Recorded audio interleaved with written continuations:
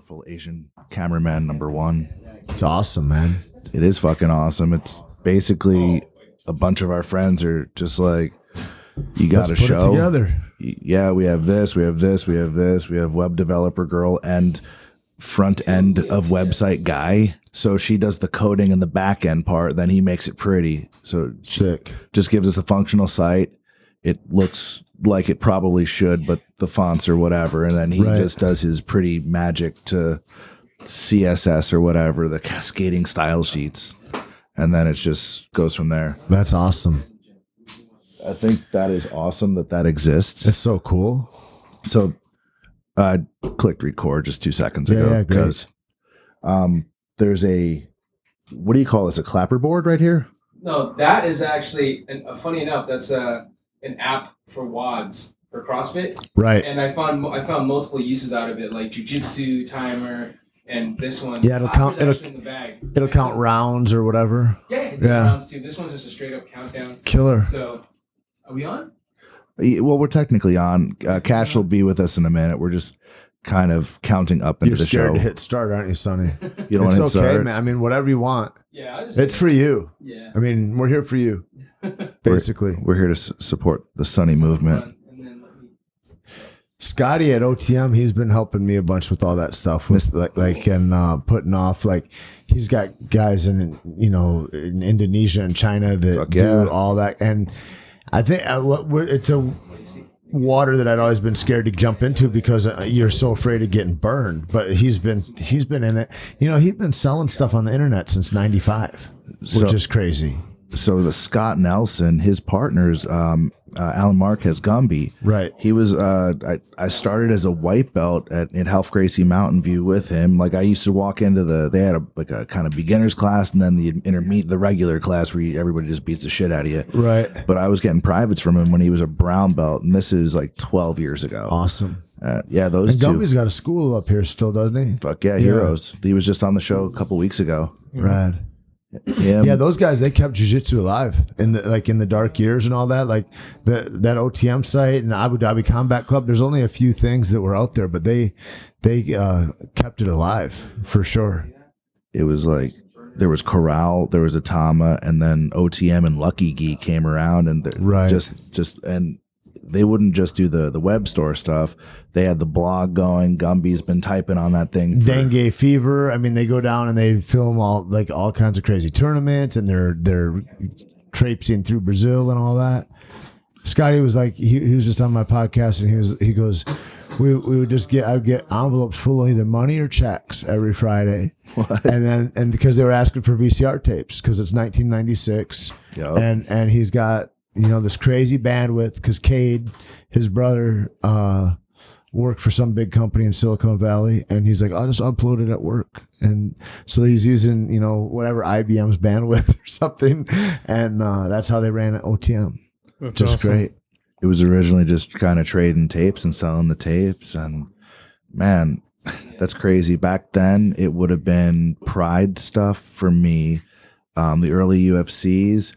And I was just because I grew up watching pro wrestling, so I saw the first couple UFCs because a friend had a black box and they were. Did you there. think it was bullshit? No, I didn't. You're like, dude, wrestling's better. I'm skeptical. This is bullshit.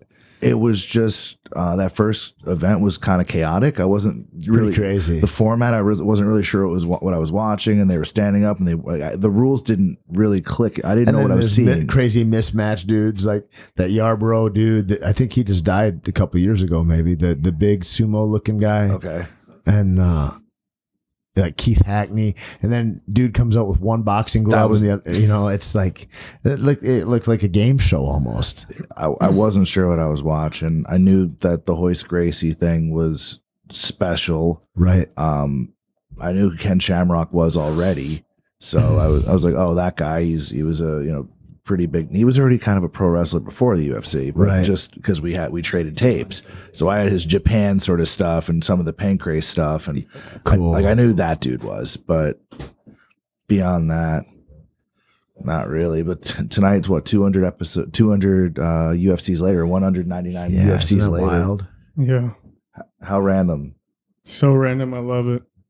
What'd you guys think of the fights? let's see. Brock Lesnar and Mark Hunt. It was that it actually happened at all was insane. What were the actual odds that fight would take place at UFC 200? Like, who would have thought that at all? Yeah. I didn't. There's a lot I could bitch about. I don't like the interim belts. I think is fucking silly. Yeah, like that, especially if you got a healthy guy walking around that is in the stand that has a fight scheduled, and he's had another. You defend your belt or lose the belt. Like or that's it. And that's not his call really. But like even the interim belt, like that. Didn't John take an interim belt when he fought last too? Like, and he's like this, like everybody knows it's bullshit. It's like some crazy dumb marketing ploy, and you're supposed to just dumb up as a fan and be like, yeah, cool, it's a title fight. No, it's not. Just say it's a 5-round fight or whatever. And I wish that DC would have gone the full 5 rounds tonight because he was gassed at 3, and Anderson looked great. I think. No, I think Anderson looked great. His movement, he was on point. And I think he got hyped after he got up, and after that I felt like he kind of got in his rhythm, and then like when he was teeing off, the fans were going crazy. Man, and he felt it. Yeah, he felt that. And then at the end of the fight, I was like, oh, they're going to a 4th round. Like I thought it was going to be 4th and 5th round because the only guy that actually had the title that fought, and that didn't go 5 round. Like, yeah, I was bummed about things like that about it because especially DC's hanging on. He's hanging on to the fence at the end after the 3rd round because he's so gassed, and he's like, I was ready for a 5 round. No, you weren't. Clearly not. And if that was Pride rules, Anderson wins. If you end like that and he ends happy, like that's like. That looks like you got beat up because if they're in the woods, he's going to beat you to death. Like you could hold him for another because Anderson let him get tight. He didn't fight one takedown really. He just kind of went with them. Yeah, I felt like he had the lockdown when DC was on top. Yeah. I felt like he was like his strategy was to like show and have the crowd boo and then have them stand up, and then when he stands up, he can get in his game. And if you feel like, I feel like if it doesn't show that we're DC is moving around, they're just going to stand him up. But do you think that's why he wasn't looking for underhooks from that lockdown position? I don't know. He was hiding his head on the other side, on the opposite side of the body. I thought that was odd a little bit. If it was straight jiu-jitsu, you'd look at it and say, oh, he just doesn't really know half. He doesn't know what he's doing, right? But in that situation, Cash has a good point. He wasn't taking much damage. No, he stayed super safe. I guess he was waiting for the stand up. I mean, he's not going to defend those takedowns. He was getting hit. So DC was able to connect. He was pretty confident. Most dangerous though was on their feet. Oh, for sure. He had a couple of overhands that I think touched Anderson. He's like, oh, okay, I need to be more serious about this. But I don't know. I was impressed, man. I thought it was a fun fight in that way. I didn't think it was like I didn't think it was boring in any way. I think Anderson did well on the ground, and I think that DC doesn't know how to pass the guard. And do you think he wanted to? I don't know. But the thing is after you got stood up the first time, you got to go, okay, I can't, like, if he's got lockdown on me, I'm imbalanced enough that I can't really strike very well. He knew that. And then he knew they're going to stand me up, and I don't like it when Anderson touches me. And so that's where he's touching me. I don't know. Honestly, the way I've seen DC fight in 2 fights previously where striking from the opposition was going to be an issue was the Strikeforce Grand Prix heavyweight final against Josh Barnett. He clinched him the entire time against the fence and was doing his best to avoid the dirty boxing. He was trying to get the underhooks, press the head into the face. He put pressure on the whole time. And the other time would have been Johnson. Yeah, man, because he got dropped hard that one time, and afterwards he just stuck to him. Oh yeah, that's scary. It's a scary. He's almost underrated in a way. I think that he's more dangerous. Like people are like, oh, he's been beat by so and so or so and so. I'm like, those are almost fortunate. I don't want to say they're lucky wins for the guys that won, but they got out there and like, thank God that's over, because that is a problem. That guy. Yeah, can I tell you guys something about Anthony Rumble Johnson? So when I was training with AKA's pro fight team, I remember Anthony Johnson was one of the team members. Well, he was on Kung Lee's team, and this is when he used to fight at 170s. And I remember he came Which is crazy too. Dude, he came into AKA. He came into AKA, and he's like the same size as Kane. I'm like, those are like the same human. Same. He's like that big, and then fights at 170s. Unreal. And actually, Koscheck fought him. I remember that whole thing too. So did they have a sanctioned fight, or was it just kind of a gym thing? No, they fought in the UFC. They fought at 170. Yeah, and Josh Koscheck choked him out because I think that weight cut was too hard for. He's a big guy, man. Big guy, yeah. And I'm sure he walks around in the middle of like heavyweight waters anyway. It's got to be because when he gets there, it's like Cowboy is the same way like that, where he'll train with lightweights, but it doesn't serve him very much. He's bigger and he's stronger and he's very good. So his training partners are all guys that are light heavyweights or middleweights or something, you know. Yeah, none of the AKA welterweights are like 170-pound guys, and Josh Thompson is not a 155 guy. He walks around big. Really? Yeah, the guy's shredded too. He's like an Abercrombie model. He's like, I also fight. Right. He's just a handsome guy. Yeah. He's a strapping gentleman. He's a handsome man. Yeah. I think he's coming up after one or two of these. He lives around here somewhere. Killer, man. Yeah. So between. You're back and forth like crazy between LA and New Mexico. Are you mostly in New Mexico? Are you mostly I in don't LA? know. You're just whatever. It depends on what's happening, you know. Last year I spent like 3 months in Atlanta, and then it's in Colombia for 5 weeks, and then I was in, you know, I spent a bunch of things, you know. But it depends what's going on, you know. Like I spent a lot of time in New York too. And it just depends where jobs are, I guess. Is most of this filming That's all filming stuff. Crazy. Yeah. Like John Wick was in New York, and then The Equalizer was in Boston. So that was like 5 weeks in a month. And but I have a home in Santa Fe, New Mexico, and I have a gym there, and that's where our coffee company is based out of. And Keith stays there, and so I've got a place in Santa Fe, and then he's down in Elk. It's about an hour away from each other, and then I stay in Venice. So you guys have both. You're a proficient hunter. You've been hunting. I still haven't been hunting. Oh, really? I lived in Texas for a number of years. Everybody hunted. I'm from Jersey originally, so I'm kind of late start, but I want to get into it. I'm pretty sure factory farming is evil as shit. And I'd like to be able to. Well, first, I want to live further away from people. Yeah, it's. I mean, it sucks because cities exist, and like, there's got to be a better alternative. But I mean, for me, if I can be less of a terrible human being, and put a hole in something, drag it home, and eat it, I'd be pretty stoked about that. Sure. So, how many times have you been? I've gone twice, but that's the whole FBI story was because I went to get a hunting rifle. Nice segue. Yeah. And but I ended up just getting a bow because I got declined. Easier. It's just, I was like, well, when the FBI came in and when I told them, I showed them the tags, that my like hunting tags and my hunting license. I was like, look, I was just buying a hunting rifle, but if it's this much problems, I'm just gonna go get a bow. And I ended up going with a Hoyt, which is, I hear it's good. My friend has one, and he still. Were they cool?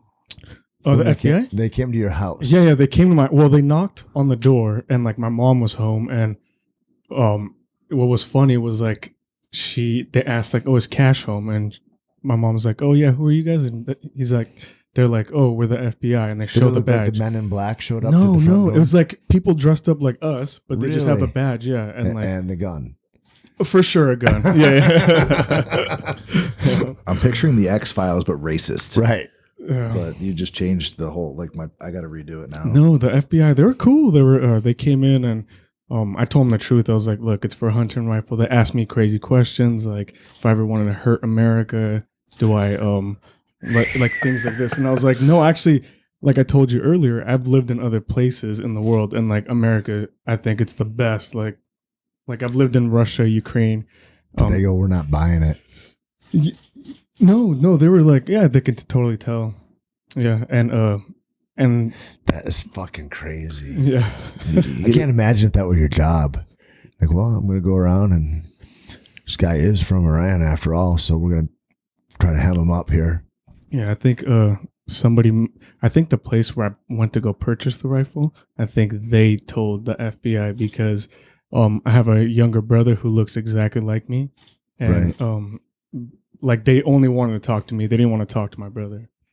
Yeah, they were like, oh, we just want to talk to Cash. And like, if you see my brother now, you'll be like, oh yeah, these guys are brothers. And most people know us as like having a beard and hair, but crazy. But his brother, we took that trip to LA last week. We recorded 3 shows. Awesome. The traffic sucks. Yeah. Depends when you go somewhere, but yeah, I can. It was 4th of July weekend, but that's tough. Yeah, his little brother. He's like a scaled down version, but he's like super athlete. Like he should be on Ninja Warrior or something. Right. Super charismatic, like the nicest kid in the world. He drives down because he wants, support his brother. We're doing all this shit. Fucking met Hanato, met Eve and Henner Gracie, met Chris Cyborg. Like it was a dope weekend. Awesome. He gets about 9/10 of the way to LA and fucking appendicitis, has to get emergency surgery to cut that fucker out. And he was in the hospital like good half of 4th of July weekend, laid up. Dude gets out. He goes to surgery 8 p.m. 5 a.m. he wakes up and he's like, get me the fuck out of here.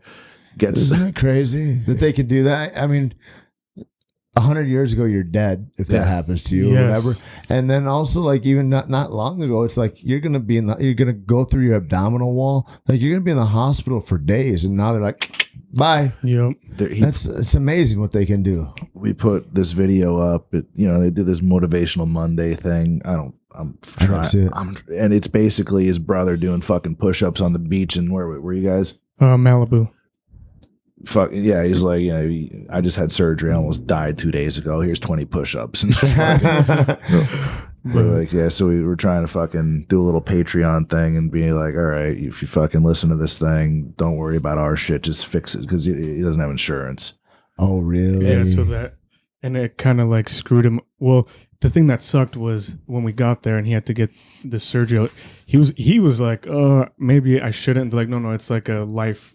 Right. And he's like, so okay. I could go, it doesn't hurt that bad. I'll walk it off. Yeah. Like, no, you're going to go septic. Yeah, it's death. Yeah. And so he's like, all right, let's do it. And it was like the whole thing, like, it's going to cost a lot of money, like all that jazz. How much is it to get your appendix out? So we don't know yet. The bill hasn't came in, but when we had friends that were looking it up, and it said it's like anywhere from 30,000 to like 80,000. Yeah, if you don't have insurance. I was gonna say $4 to $6 grand. No. If it was $4 to $6 grand, it'd be. We just Holy Christ! I've heard like much higher numbers depending on what hospital and where. I mean, they're in LA, so this and it's a holiday weekend. They're like it's quadruple time. And every little thing they do in the hospital, they invoice, they bill, right? So he could be looking at 6 figures easy. It wouldn't be that surprising. It would suck, but like if they were to say it's 95,000, that's a number a lot of people have. Changes a young man's life. Like that's a crazy deal. Yeah, because then if you you might have to pull out loans and pay that. Well, you can't. What happens if you don't pay it? You just don't pay so it. your credit gets ruined, and like you after 7 years you'll get cleared. Which is he's kind of how old is he? He's gonna be 26 in September. He's not going to make any money till he's in his 30s anyway. Fuck it. Bankrupt and go on. A lot of people just don't pay him. Most people, I think. But then later on, you're stroked later if you want to like start anything. Yeah. What if they garnish your wages? Like, can they? I don't think. I don't know. I know in New Mexico they have like an indigent fund, and so if you can't pay, you're on like some mad sliding scale that they do. But I don't know. I don't know enough about it. Yeah. It's almost worth getting a lawyer that knows about that and go, hey, I'll spend $500 to learn your expertise to find out what's the best way to mitigate this. Mm-hmm. I really believe in paying good money for good services. Like I wouldn't do discount LASIK surgery. You know what I mean? I'm like, you'd be like 20/20 or not. You come out blind, you're fucking like Cyclops and the X-Men or something, which would be dope, but would suck at first. But no, they're saying like, get a good lawyer, not like don't get the what's that Better Call Saul show, right? New Mexico based show, right? But pay. I'd get a good fucking lawyer, and I'd read that Obamacare shit. Like if he signs up, would it go like retroactive? Could you be like, hey, can you make this suck a little less? I don't know how all that works. No. If there's a sign up sheet on a website, it's probably a scam. Fucking. Yeah. Well, we should keep talking about 200 because I was super excited about the Jose Aldo Frankie fight. Pretty good. And what'd you think about that one? I'm always the first thing that shocks me all the time is how much bigger everybody is than Frankie in every weight class ever. It doesn't matter where he fights. I'm like, how crazy. The thing I worry about is like the first time I ever saw him fight. He's fought before that for sure, but was when he fought Gray Maynard, and that was maybe 6 years ago. It was a long time ago. I don't know. But Gray is big and strong, and then. Frankie kind of it was like he almost looked like Vanderlei in the Pride days when Vanderlei would get knocked out, hit the ground would wake him up and he'd be right back up and like ding. And I don't know, like, but it looked like a lot of brain trauma. And but then even after that, boom, he'd hit double legs and he ragdolled Gray, and Gray was a bigger, like, and really good wrestler. And then you saw the shots he took on Jose today, and just nothing, man. No, did you see Jose? Nothing. Stiff arm? By. Oh, my God. And then some of his shots. I mean, there was 2 combos in a row. Frankie threw the same combos, and he slipped them both, one right after the next. And it's like he's that much faster. He's that much bigger, and he's that much faster. And every shot is stuff. And then a lot of the punches are just missing. He's like not even at his face. And I was like, that's timing. And so that's all this brain health. The problem becomes how much brain trauma have you taken? And there is a place in Dallas, man. They help. They're super dope guys, but they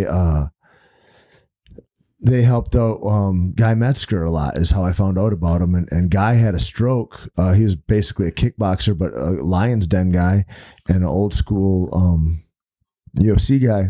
Oh yeah. But he had a stroke at like 32 or 33 years old, right? And they got his brain health back, and he's really good. He's cogent, and you can't tell that he's had a stroke, which is amazing. But these guys, I think Diego just went to him too, Diego Sanchez, and spoke really highly of the work they do. But the problem is like you get clipped a lot and your timing goes off. And I think that's what we're starting to see. We're starting to see this timing. He's not quite as fast. He's not quite as, because the Frankie Edgar 3 years ago would be a different fighter against Jose Aldo. I think, sure. Not to take anything away from Jose Aldo's performance, which is flawless. Like, it's amazing. And he's driven and he had something to do. Yeah. And the only thing wrong, he has maybe the shittiest mustache I ever saw in my life. Yeah. So I thought that's Jose Aldo, and Jose Aldo is the Brazilian. So when I saw that, I was like, that's Jose Aldo. Exactly. That's awesome.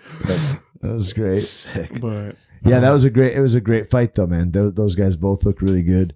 And I don't know how hard it is for Frankie to cut, but I was looking at him like, should he go 35 or what? Like, I don't know where he fits in that. I feel like you're from Jersey. He's from Jersey. Yeah, we're both from Tom's River, actually. I knew some of his cousins, but I met him a couple times just back in grade school, and he was like the nicest kid ever. And so seeing him lose and he looked really like disappointed. You see, like the facial reaction whenever he missed a couple of those combos. I think Joe Rogan even called it out. Like, yeah, you can just see the disgust when he missed those combos. It's a bummer, man. Fuck yeah. Especially he's had so many ups and downs this year, like being dick teased, kind of. Oh, you're almost at greatness. People almost know your name. And then, and not guys that are fans, but all these, like, most of the fans are these, whatever. You're almost like at Conor McGregor state. Like, if he got that fight and that was dangled a little, and he kind of, it didn't fall his way. And I think that makes this more gutting for him, because it's not just another fight. It's like, either I'm going to take my place or else I have to step aside a little. You think it's a little bit of he's a little bit too nice. He hasn't been really promoting himself over the years, because he took the title off of BJ Penn and defended it successfully. He had his fights with Gray Maynard. Arguably, those Benson Henderson fights could have been judged either way. Sure. I have my own opinions, but I am biased. So, but I feel like, I don't know. You imagine after he beats BJ Penn, every fan out there says, well, we want a guy that is like, you want a guy like Randy Couture, like a Captain America, and that's kind of thing. Or like Chuck Liddell, who just looks like he's going to kill you, and he's never super friendly, but he doesn't really talk shit, right? He just looks like an assassin. And so there's that. But then there's all the guys that are really the shit talkers that people love, like that fight tonight, like we talked about the Nunez Tait fight. Yes. You know, a third of the people where you are leave before that fight happens because the big fight is Mark Hunt. Like the big fight is that Lesnar fight, and so everybody bounces after that because they've seen the main event in their mind, right? That's what it looks like too. The way it's promoted, even the girls come out and it's kind of like, well, whatever. That's so funny you say that because the lights, everything, and because of 200 happening, I felt like it was supposed to be Conor Diaz on that card, and then DC John Jones is the co-main event, and then Mark Hunt versus Brock Lesnar is the third.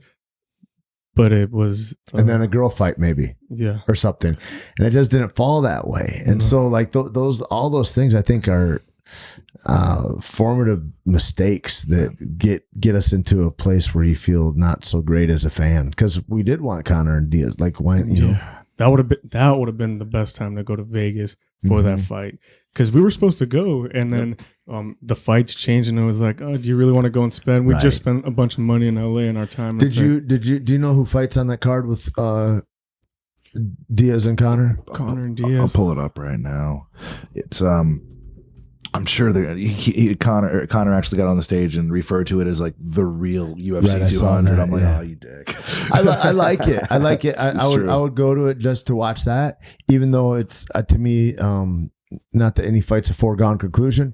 However, I feel like Nate will just be more confident and he'll probably manhandle him more, or maybe he'll wrestle him a little, get his arms a little tired, because Conor's one chance is to knock him out in the first round before he gets tired. And then after that, if he has no punching power left, it's just you're going to get knocked out for sure unless he chooses to finish you. And that's the way that'll go. And now Nate really has confidence. You know, he shook the mystique off of Conor the last time. Listen to this war. Okay, so not even the co-main event, but on the main card, they got Cowboy and Story fighting. That's right. Demian Maia against Carlos Condit. Right.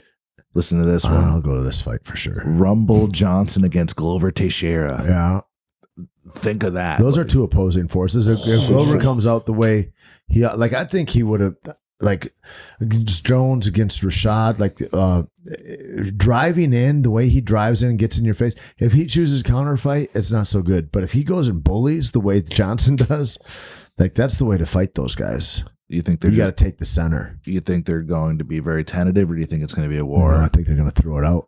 I think Glover's like, how many fights do I have left? Yeah. And so I better just give her. And then I don't know that Johnson knows how to fight a different way, except to just mow you down. And he just comes on like a juggernaut. And it's like, let's see. It's like Woodley is like a similar fighter in that regard, where he's hyper athleticism, stronger than all his opponents.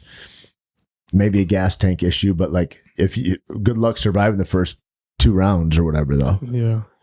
Wading in against someone like a Glover Teixeira. Sure. Wow. Yep.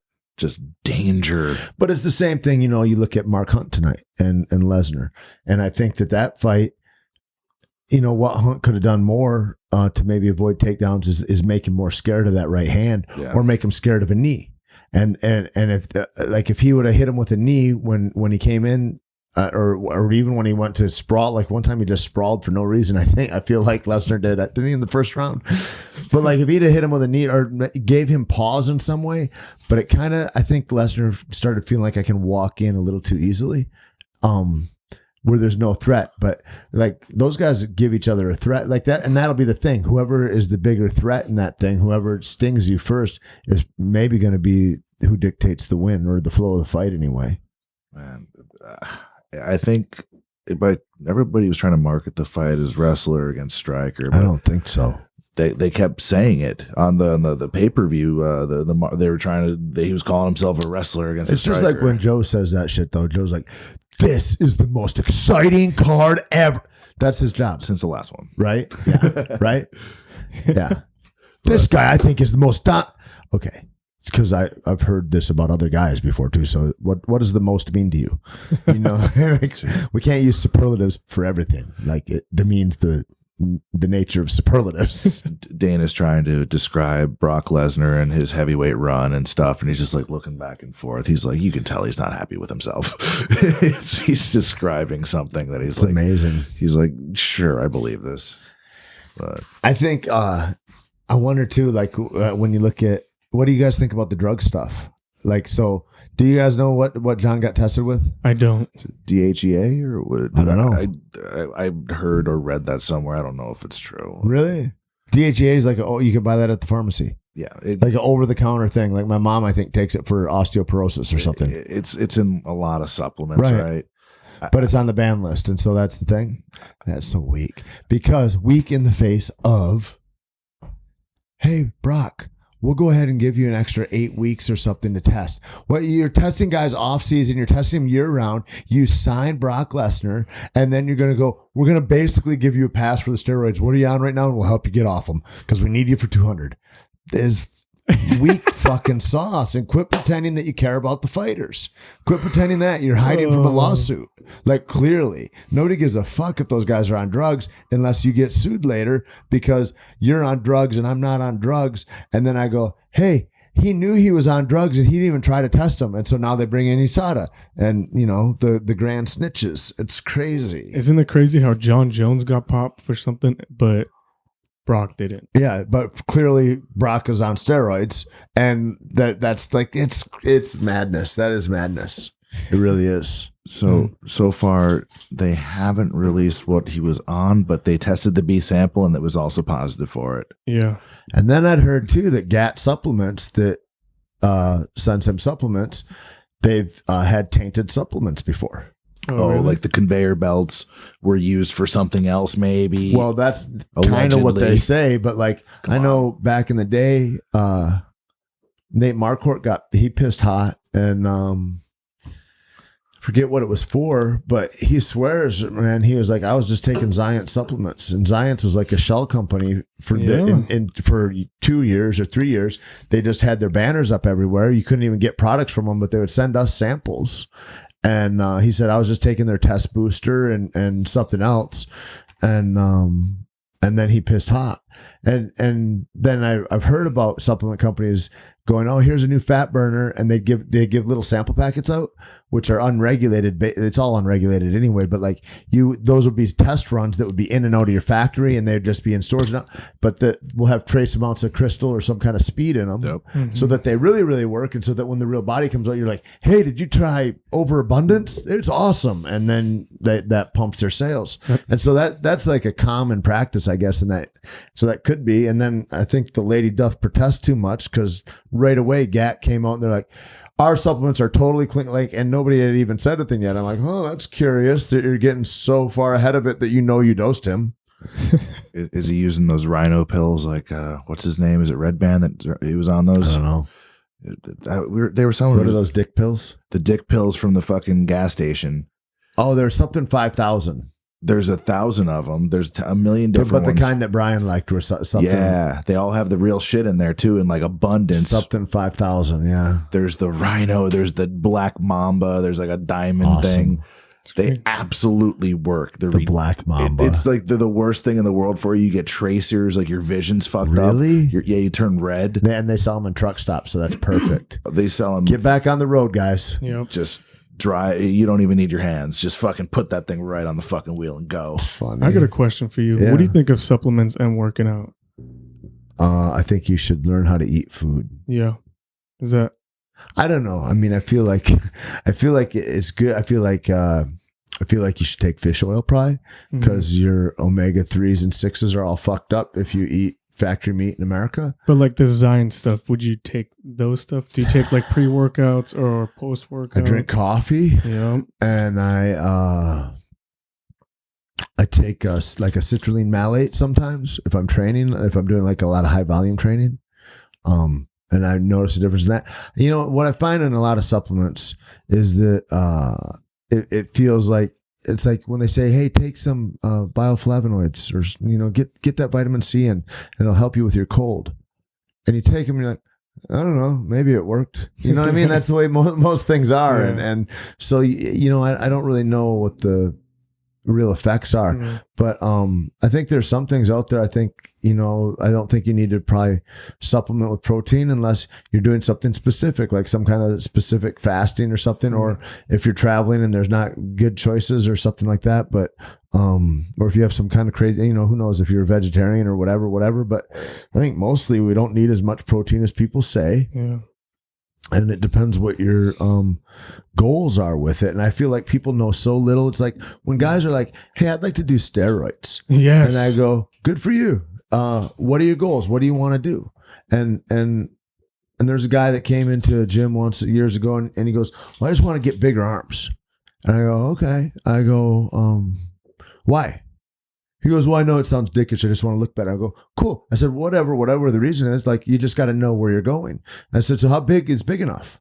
He goes, well, I don't know. And I go, well, we got to have a marker. Like you need to know, like, and we just started talking through it until he started seeing how stupid he was. And I go, wouldn't you rather be useful?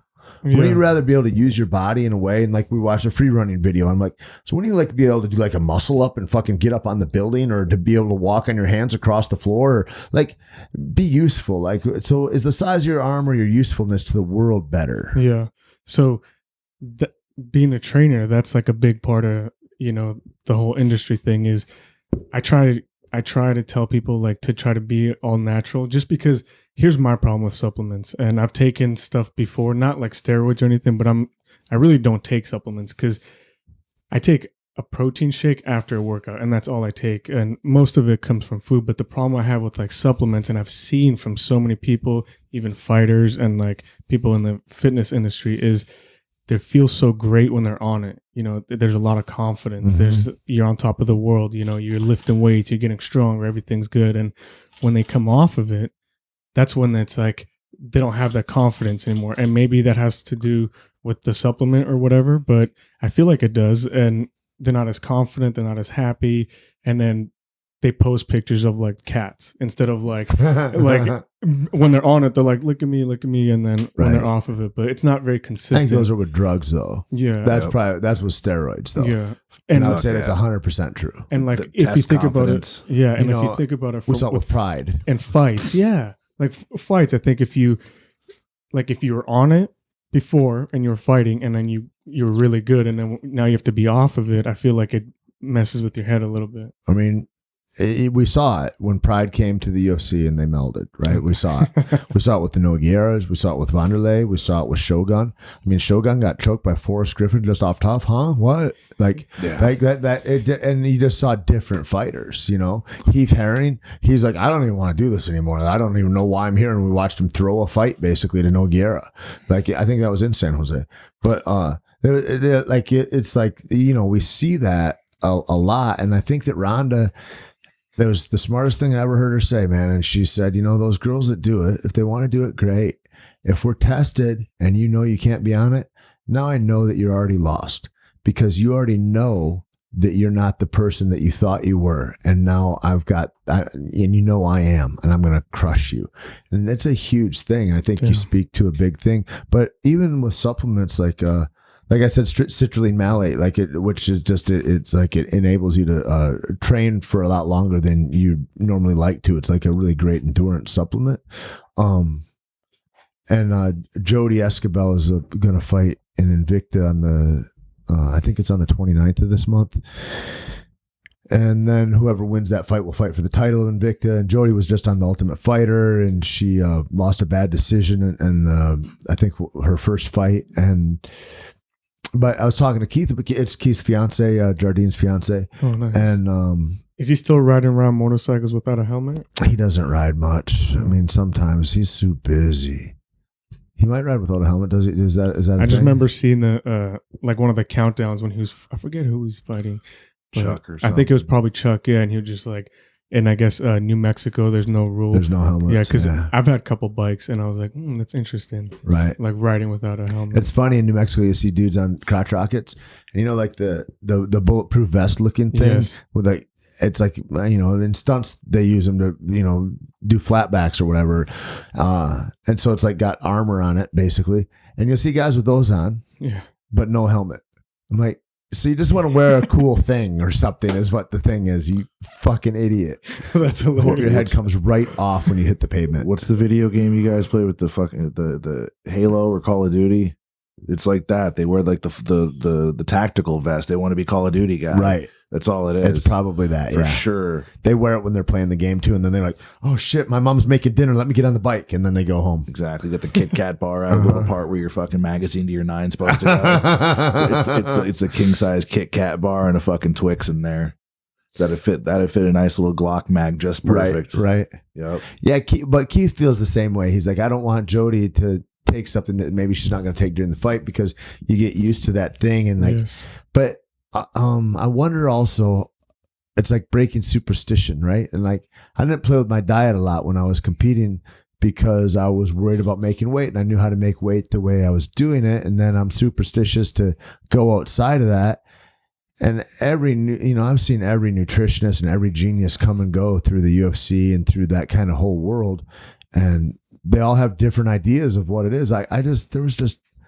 There's a guy at Jackson's recently that was just selling the idea about, get enough whole grains and do like stuff that flies in the face of any kind of ideas that we have about ketogenesis or going into any kind of real nutritionally based dense foods and things like that, and that will work towards bad gut health. And they're like, this is the one and it's like, this is almost like mulligan stew from when I was a little kid and looking at the FDA food triangle, like, which is all fugazi shit that will for sure make you sick and give you diabetes. And you think that you're one of the highest, like it's amazing. And so I think whatever information is out there you can find, but I think the bottom line is do you and figure out what it is and then be open to being wrong. And as long as you're doing that, like, things I was sure about 5 years ago, I would laugh at now. And if I was sure about things that I was so wrong about 5 years ago, I got to consider that right now what I think is wrong too, and that I'll evolve into the next thing. I hope that like that's the way life is. But and I think that's the only wrong thing you can do is get too married to things. Yeah. Yeah. Being open-minded and just accepting that you're wrong. It's one of the most freeing things because I'm wrong all the fucking time. Very wrong all the time. And I can't fix the rest of the world, but if I can say, I fucked up, I can improve myself and maybe make the world a little bit better as it sort of trickles out. And I'm like, I was fucking stupid. I did that wrong. So I'm going to improve that, whether it's diet thing. Like every week there's new information now and everybody has really strong views about like, are you supposed to do the high protein, low fat? Are you supposed to be like a ketogenic guy? I know people that operate very well on a high carbohydrate diet. That's me. You know what I mean? I know guys that I just talked to a guy, he's a CrossFit athlete, and he's like, basically it's workout, get as many carbs as I can. Workout, get as many carbs in as like, and there's guys that just operate like that. And it depends what your sport is, depends what your goals are. If he stops doing the metabolic output that he's doing right now and continues to eat that way, he'll probably get deleterious results. Right now he's getting great results. You look at Michael Phelps's diet, it looks fucking abhorrent, but for him, he's the winningest gold medalist ever to fucking breathe air. So I think it's probably okay. I mean, and I think just the thing is like changing whatever it is, being open to going, you need to do two things. You need to be 100% committed to the thing, because you can't do something for 2 weeks and be like, oh, this doesn't work, or because you got bored of it or whatever, and then do the other thing. You'll never have you'll have no efficacy in your results. So you don't know. So you'll go along being ignorant. You're guaranteed to be ignorant forever.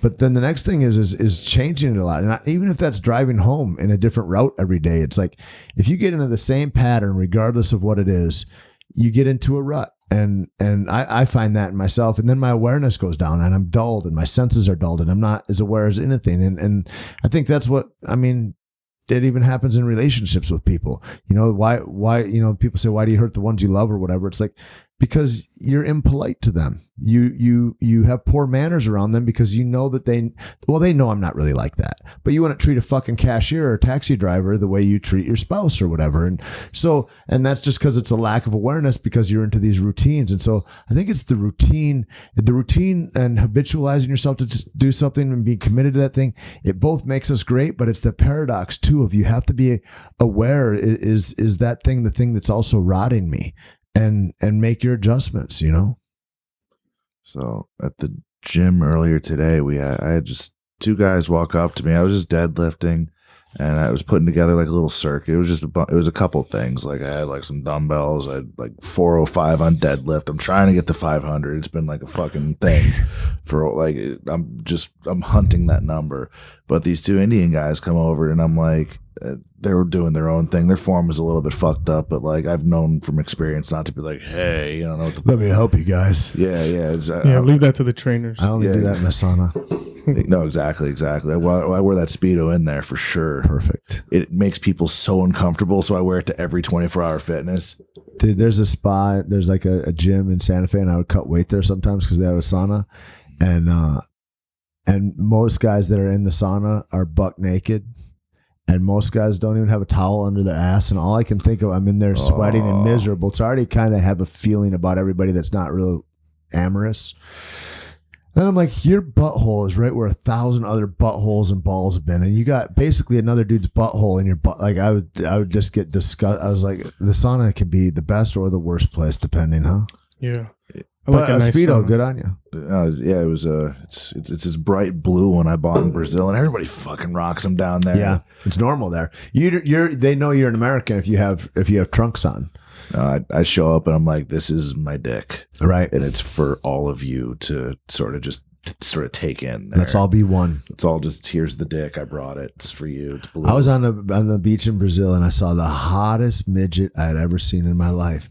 Just full 6-pack, thick ass, and I was like, there is a whole tribe of her just like 20 miles away or something. I bet, like for sure, she just came off the river somewhere or something, and I was amazed. Like this.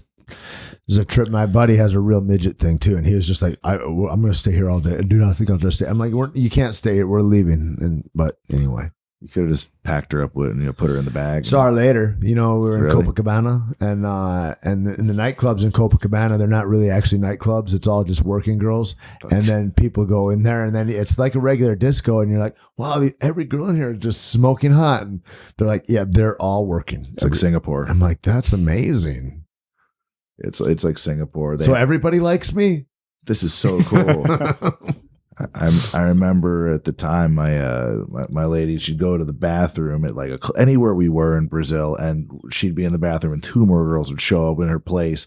There was even the one time we went and saw, we were in Natal, and we were watching some UFC fight in a bar restaurant there. And there was a drunk girl literally came in and just shoulder checked her out of the way and was like, hello. Wow. They're very bold. They see an American, they're like, we're leaving. And crazy. Where do you live? I do too. It sounds harsh, but it's true. It's really true. That's a friendly people for sure. Oh, they're lovely, lovely people. Lovely. Good jiu-jitsu, I hear. It's weird too. When I went there, I was maybe I don't know if it was 2002, maybe. It was a long time ago, but nobody heard of jiu-jitsu down there. No, it's like, oh, it's going to be like even there, it's like it's this obscure little thing that you're doing, Tait. Like nobody is really dialed in. It's classist. It's a trip, huh? It's very classist because there was a very like sort of aggressive stigma attached to jiu-jitsu in the sort of dark years that we refer to in the UFC terms. It was sort of had like a bullying aspect to it. It had this, connection to people coming and starting fights in clubs, bringing pit bulls and stuff, whatever, and just being not very good citizens, Well, they stopped fights in Brazil. They were outlawed for years. They were outlawed everywhere except for Curitiba, and then they were outlawed in the whole country for a while. And the UFC really coaxed them to bring them back, but there was too many guys that were killed at the fights, because if they have 12 fights, they've got 24 fighters, and they've got people from ostensibly 24 different gyms that all have fans, and so everybody is there trained and ready to scrap. I mean, like Renzo Gracie got stabbed through the cage at one of them. Whoa. At a fight, right? Way back in the day, and they interviewed him about it after he did a fight in America. Forget who it was. It was a famous one, though. He stepped on the guy's face after he finished him. He armbarred him, and then he kicked him and stepped over his face to go talk to the ref, because the guy talked all types of shit. And they interviewed him anyway after this in a documentary, and they're like, so you got stabbed? And he's like, yeah, I was resting against the fence, and the guy comes up and stabs me, and they're like, God damn, it's crazy. They said, what happened to that guy? Oh, he died a couple weeks later. He says, bad things happen to people that do bad things. And just like real matter of fact. I was like, God, you're my favorite guy ever. Wow. Did you see him live tweet when he was getting mugged? That's No. He live tweeted something that he described as getting mugged, but it sounded more Him like throwing a beating on a couple guys that were going to follow him somewhere. they were asking for a cigarette or a lighter, and he like immediately scares the one off by smacking him like good, and then proceeds to assault and beat the crap out of the other one. He gave him the raccoon eyes. He said, This is real? Yeah, oh, yeah. It just happened last year, something like that. Oh, Henzo was bad. They should put that up on World Star if they He have is the it. best guy ever. Man. He's like, they're following me off the train now. Oh, I've been around the block 2 times. They're still following me. He's like, my blood is coming up like it would in Brazil. I'm getting really excited now. The one guy, he's run off now. And so he's beating one, and then he leaves, and then he's tweeting, and then he's beating the other. Like, awesome. Awesome. He's whooping that ass, tweeting. He's like, he's down now. He has the 2 black eyes. I'm just picturing you can get him. transcripts of the whole thing. It's awesome. Wow. And the friendliest guy. I mean, but that's justice. He's like, I'm super friendly till I'm not, and then I'm going to handle this if you're going to get silly. I went to a seminar. It was Half and Henzo together. Wow, I bet that's a crazy dynamic. It was tremendous. And then Cesar Gracie was hanging out too. And Right on. Gilbert Melendez was there. It was a cool scene. And just having them both teach their different ways of showing techniques. With Half, you do the move right.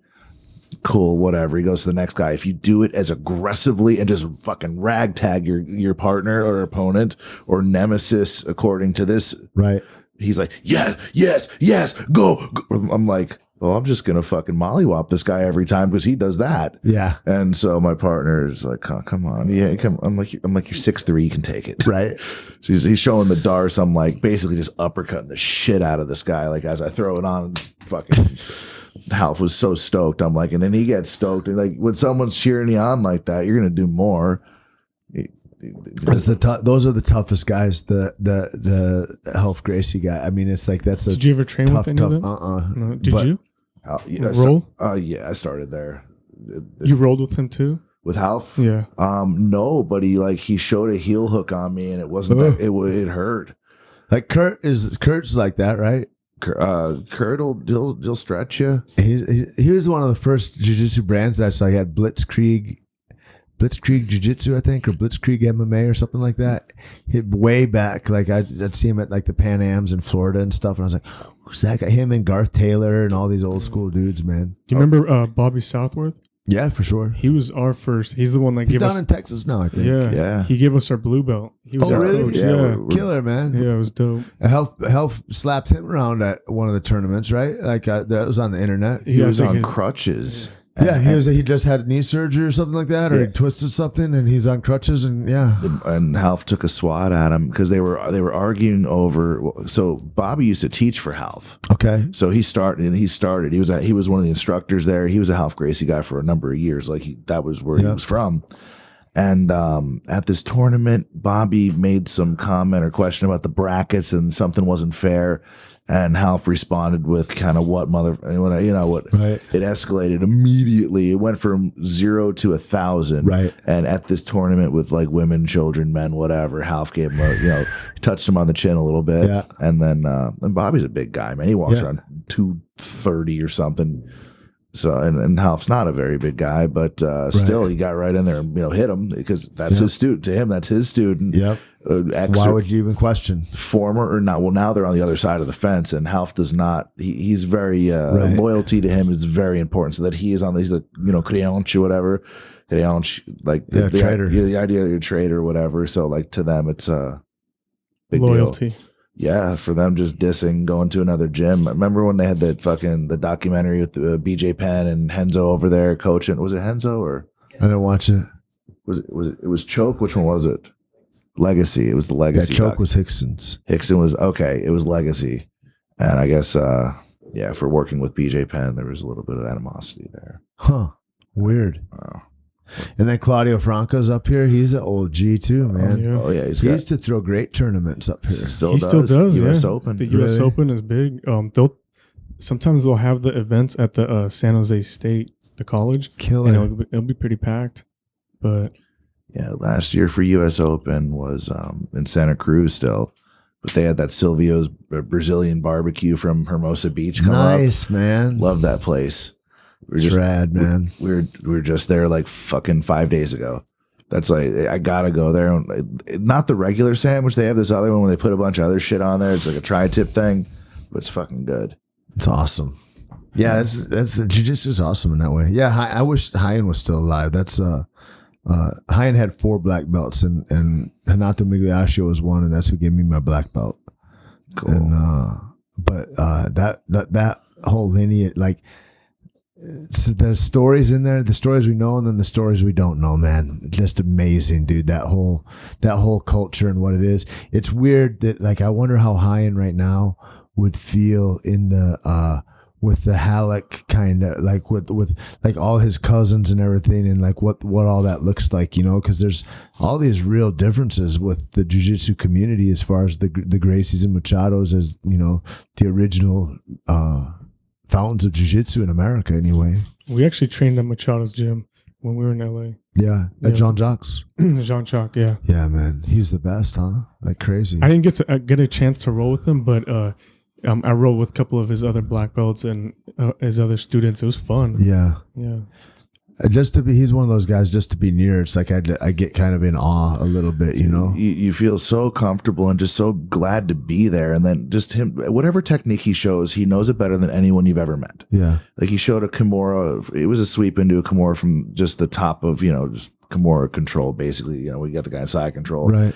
And the way he did it, you're just stuck, and he's finishing it for sure. You can hold on to anything, defend it. You do your favorite defense. He shows this thing on me, and I'm just like, I couldn't believe how fucked that was. I'm helpless. I roll with him once, and he's crippled. Yeah, he's right? This guy has lapel choked me before. Isn't that crazy? And he had a couple fingers on how the one strong hand. are those fingers? Like, it's, I mean, and that's the beautiful thing about it, is that, like, you know, go ahead and tell somebody they can't, you know. And I was talking about coaching earlier today, and like coaching, the whole job of coaching, and whether you're business coaching or jiu-jitsu or fucking basketball or whatever, is to get people out of their own way, you know, to erase the can'ts from their life. And how do you go about doing that? And you see somebody like that, and you're like, you know, because you believe that person. If somebody's just naturally fit, it's like, how do I give a fuck to hear what you've got to say about how I should eat? Like, it doesn't matter what you eat Pringles all day. Mm-hmm. But if you've got somebody and you're like, wow, man, they've like, so him, he was disfigured in his hand, like, and one of the best black belts ever to live, you know, a real, and like a living icon, you know, they're like, that's a crazy thing. Would you ever consider, do you watch basketball? I watched, do you know who Muggsy Bogues is? Oh, way back in the day. Yeah. So do you feel like it's like because that? I watched him and I was like, holy shit. It looked like a superhero against like maybe not very coordinated adolescent kids when he played with full grown men. Yeah. And he was what, 5'5" or like whatever. He was little. Dunk. And Nate Robinson, I don't know who that is. He's another like short, like Spud Webb. D Brown. Yeah. D Brown was small. The Celtics. Yeah. So that was crazy, man. Yeah. Do you think it's like that, the whole disabled and? I don't know. I think that's an outlier, right? Like, but I think that I've seen guys at tournaments at Grapplers Quest, no leg and winning tournament. You know what I mean? And it's like you see that, and you're just like, you know, like those guys, like a Spud Webb or Muggsy Bogues or something, like that's a real outlier, I think, in a way, you know, like that's not like, oh, if you just tried harder, you know what I mean? Like that's a special motherfucker. But anybody can get better anywhere that they are, right? And you can go out and you can excel. And I'm not a guy that believes, oh, anybody can get a black belt. I think that's bullshit. I think even guys that have really high skills, I don't think that they can carry it ethically or morally. I don't think that they're good men. And they shouldn't. I think that's all. I think it's all a part of it. I think your whole life should emanate the worth of that belt, because it fucking matters, man. And if it doesn't matter, and if you're not going to have a standard about that, then what else are you willing to not have standards about? And fuck you. you know, and I think maybe that's different as far as younger dudes that are just at that level and they're competing at that level, and fuck yeah, those are black belts, man. But a competition black belt is different than I see a lot of like mercy belts in a lot of ways, and the guys that are like, oh, if you just stay around long enough, and I just don't agree with that, man. I don't think that's a good or positive mindset. And I think, fuck, man, I was super proud when I got a purple belt. I'm happy. I'm good there, dude. That's awesome. Because it was considerable to me and it meant something. Yeah. And it does mean something. Well, talking about it ought to. Yeah, talking about those tournaments, I did the Claudio Franco as a white belt, and I did it. I had 7 matches, and I took gold that day. Awesome. Yeah, but it was like right after that I got the blue belt, so like that was like meaningful to me. Even the blue belt was meaningful. Sure. It was like took forever. Dude, it all matters. It all matters. Mm-hmm. And nobody gives a shit. I'm a 4-stripe white belt or whatever, and you're like, oh fuck. And you know, you catch a purple belt or something maybe, and you're like, well, I'm killing a lot of blue belts, and I even got a purple belt. Like what? But it just didn't matter. It's like I just want to represent my like that. That's what just got into my head. I learned, and I go, it doesn't matter. I just want to represent my school well.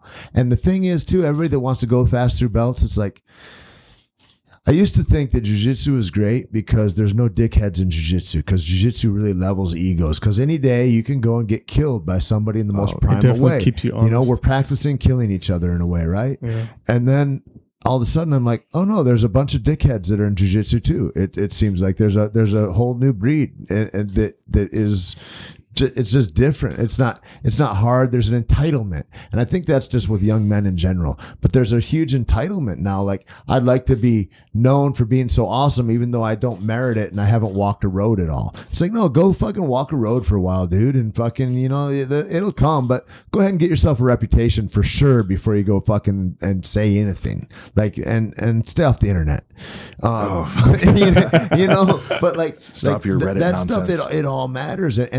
Here's the reason why, and the real reason that it should matter to anybody that's a white belt or that's anybody out there is that if I promote you quickly and you haven't won, I say one of the big tournaments, if you haven't won, like to go and medal at Grapplers Quest, to go and medal at the Worlds, to go and medal at the Pan Ams, to go to these tournaments that draw the largest amount of guys in the world, and to go and stand on it, that means something to get to the pedestal, man.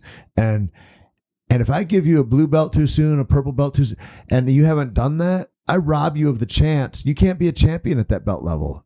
And wouldn't it be nice to be a champion at every fucking belt level that you get, you know? And it's you're a robber. You're thieving your own students if you do that, if you promote guys too soon.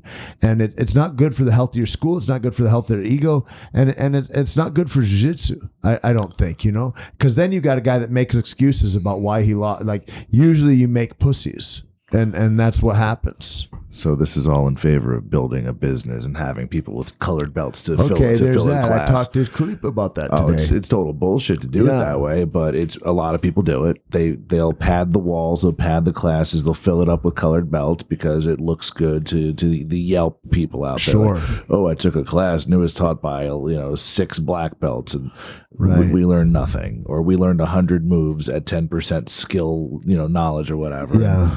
Yeah, it's everywhere, man. So I love like the way I think that it should be is that jiu-jitsu is free.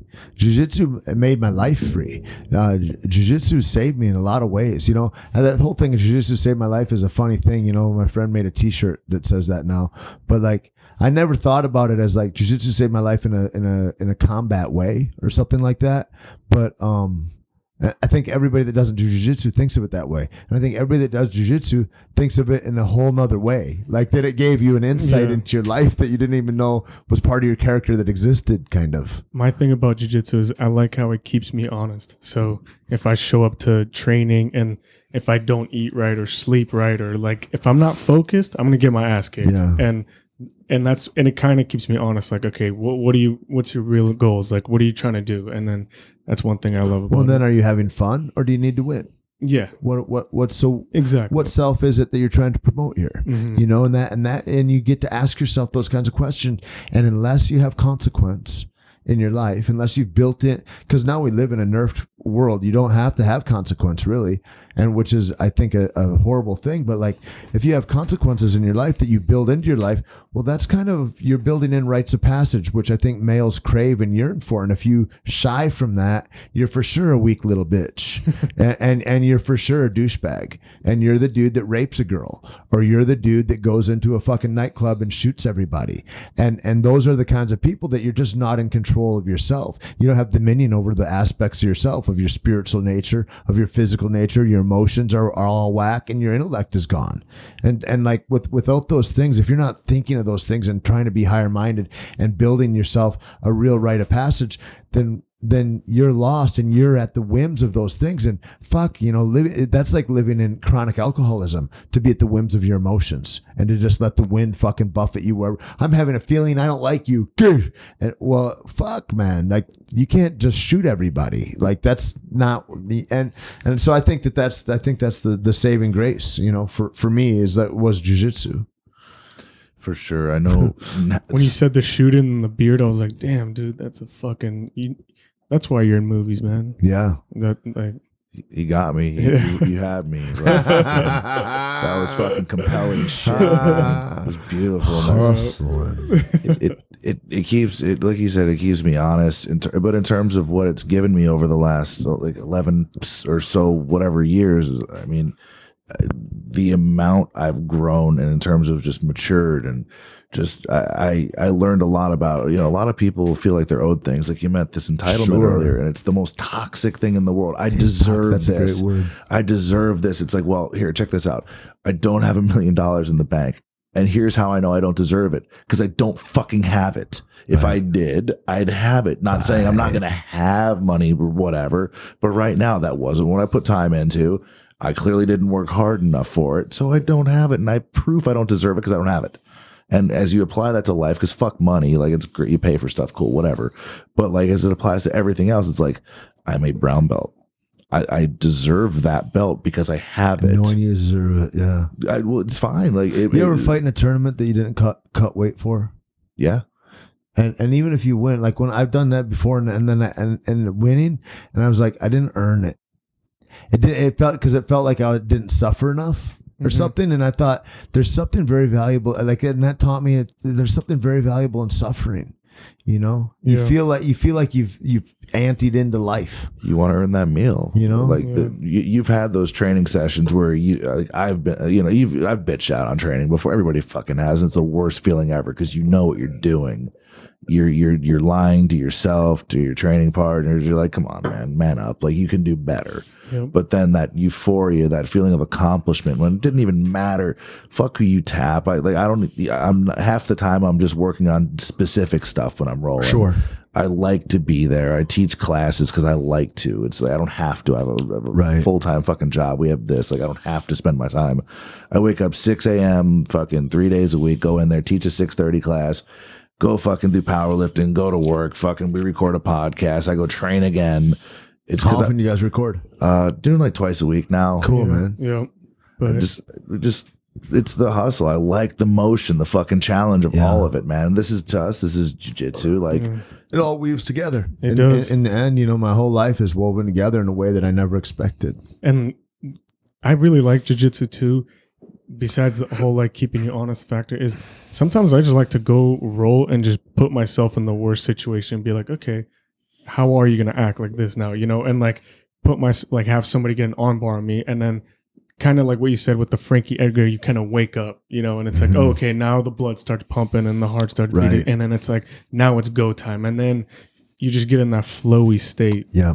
So it's beautiful, man. Mm-hmm. It is. It absolutely is. Dude, we've taken a ton of your time, and it was fun, man. Yeah, I gotta go to bed soon. I gotta be up early, but you got 5 minutes for having me, man. Go say hello to our friend in down the road here. Yeah, I'd love to. All right, we're gonna go see Mr. Kyle Kingsbury at his place of we're just gonna go see Kyle. Place of enjoyment. Well, exactly. You'd think. You know, it's like It's the slave ship for him. oh, it totally is. Yeah. He's wifed up, fucking married guy. Like he is family man. Like they try, they can't sway him at all. He doesn't even look at him. It's fucking. I've always admired him. It'll be nice to meet him, man. Oh yeah, it's mutual. That's why I got to drag you over there, man. Cool. Well, thanks again, Tait Fletcher, for coming on. Thank you, man. Thanks. man. I appreciate you guys. Beautiful. We'll do it again. Fucking A, yeah. We'll come see you in New Mexico. Fucking actually go hunting. Or Venice. Yep. Yeah, like perfect. My next hunting trip, I think I'm going to go to Manitoba and shoot a bear. Maybe. We'll Nice. see. And then go back home to Michigan and up in the woods where I grew up. So What are you shooting? What rifle? I shoot a 30-30 in Michigan and probably maybe like a 7mm or something. Okay. That's the rifle that I bought, was a Remington 700 7mm when the FBI came in. come I've got a my white list rifle too, away. but they never came at me like that. And I've been arrested by that.